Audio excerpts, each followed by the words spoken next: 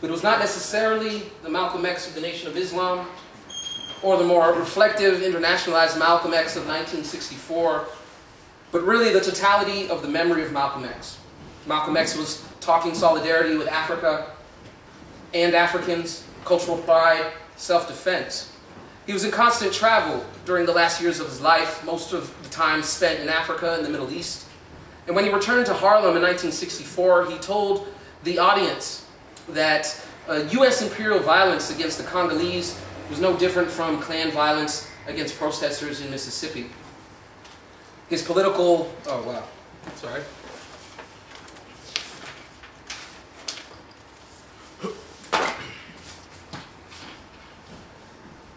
When he returned to Harlem from his second trip abroad, he went on to share podiums with anti-colonial nationalist leaders from the Sudan to Zanzibar.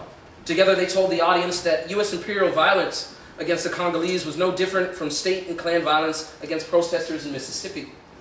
His political assassination in 1965, as captured by this piece by Philip Mason called Death Tickers, serves as our point of departure as it raises the question of why Malcolm should be remembered.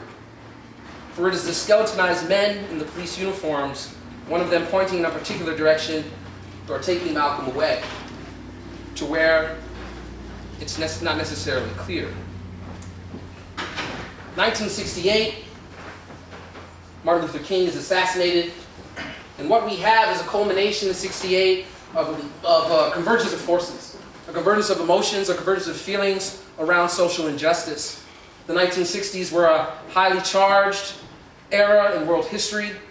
It was an era characterized by violence and social upheaval, the rise of mass political mobilization, rebellions in major cities, guerrilla warfares of national liberation in Africa, Asia, Latin America, anti-war protests, women's liberation movements, student-led political action, and all the connected imperial wars of aggression couched in Cold War rhetoric with their jailings, beatings, and political assassinations. In some, houses of racial integration, democratic capitalism, and Eurocentrism were set aflame.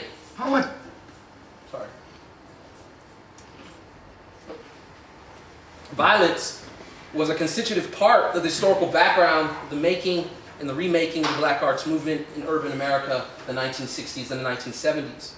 The memory of Malcolm and the memory of violence serve as foundational elements to a politically inspired aesthetic movement. How much out of the Black Arts movement in the 60s, this is where rap comes from. Rap comes from, we are the old men of the rap age. When we started bringing the music and the poetry and stuff together, it was considered, wow, we said, we want poetry that you can take out of these classrooms, that you can read in bars and taverns, that you can read in playgrounds, that you can read on the street. So we did in the 60s. That's what I used to tell my students. You think your stuff is good? See those guys digging a hole in the street there? When they get a minute off to eat a sandwich, go read them a poem. If you're going to hit in the head, if you don't get hit in the head, you got a future. Don't get in the head, you got a future.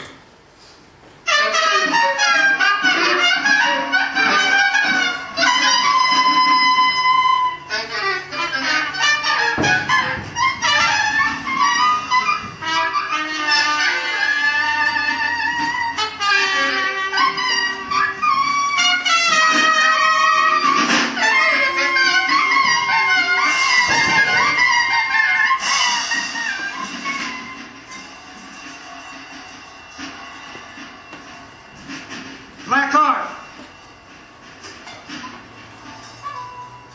Poems are bullshit unless they are teeth, or trees, or lemons piled on a step, or black ladies dying of men leaving nickel hearts, beating them down. Fuck poems and they are useful. Would they shoot, come at you, love what you are, breathe like wrestlers, or shudder strangely after peeing? We want live words of the hip world, live flesh and coursing blood, hearts, brains, souls splintering fire. We want poems like fists beating niggers out of jocks, or dagger poems in the sliding bellies of the owner Jews. Black poems to smear on girdle mama mulatto bitches whose brains are red jelly stuck between Elizabeth Taylor's toes. Stinking whores. We want poems that kill. Assassin poems. Poems that shoot guns. Poems that wrestle cops into alleys and take their weapons, leaving them dead with tongues pulled out and sent to Ireland. Knock-off poems for dope-selling wops, or slick, half-white politicians. Airplane poems.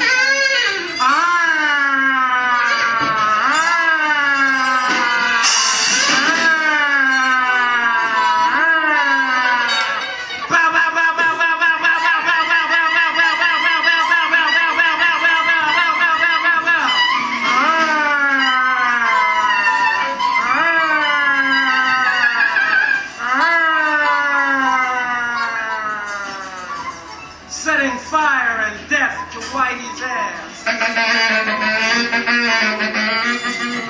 Look at the liberal spokesman for the Jews broke and duped himself into eternity.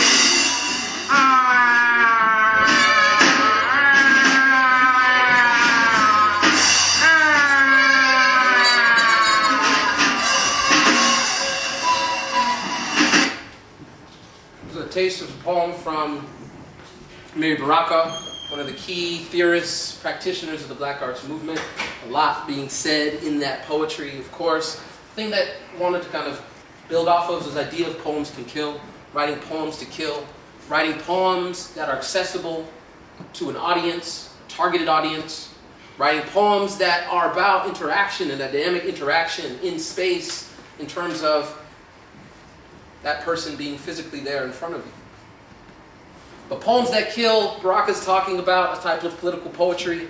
And this is not just relegated to poetry, but Black arts poetry is often given the most significant sort of attention. And Baraka being one of many, many practitioners.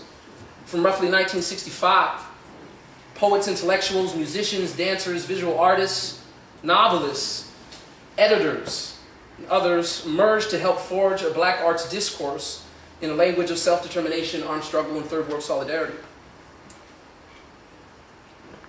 One of those artists, theorists, Larry Neal, wrote, quote, that Black art is the aesthetic and spiritual sister of the Black power concept, which directly relates to the African American desires for self-determination. Black arts, Neal continued, is concerned with the relationship between art and politics.